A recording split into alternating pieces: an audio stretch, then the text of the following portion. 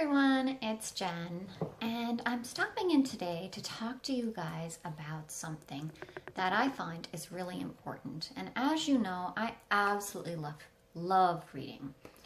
But as my children have gotten older and towards the teens, I find that all media portrays teenagers glued to a screen. You know, they either have a tablet or a smartphone or they're hooked up to some sort of system. And even though that's not a bad thing, many people have asked me, how do you keep your teenagers feeling that reading is fun?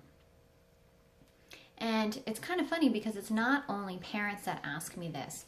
I remember going into a hairdresser and I would walk in and sit down to get my hair done, like in the waiting room. And I'd open my bag and I'd hand each child a book. And the kids would just open up the book and read. And I'd look up to find numerous sets of eyes on me. I was like, what? And they would say, how did you do that? And I was really confused because I didn't understand that having children, teenagers that read was such a big deal. My kids have always loved reading. So on the blog, I talk about 5 tips to keep reading fun. But today I'm going to talk about the first one. And I think this is something that a lot of people do without really thinking of how it negatively impacts our children's ideas of reading. And that's that they use reading as a punishment. And I get it, I do. I mean, we're stressed out, we're frustrated, our teenager's acting up, and we've maybe gotten to the end of our rope. And so we say, that's it, go to your room and read for 15 minutes. And that might work.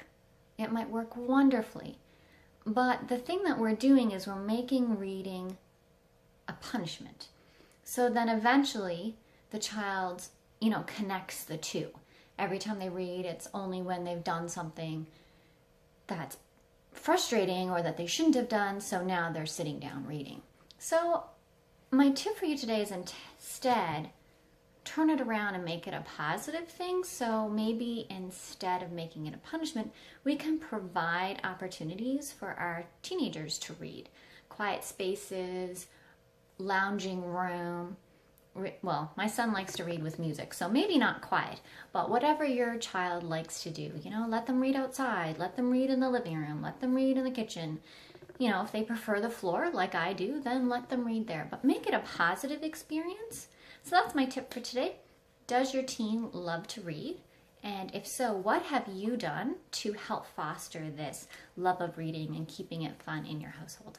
I would love to hear from you. If you want to hear about the rest of the tips, you can hop over to the blog. Thanks. Have a good day.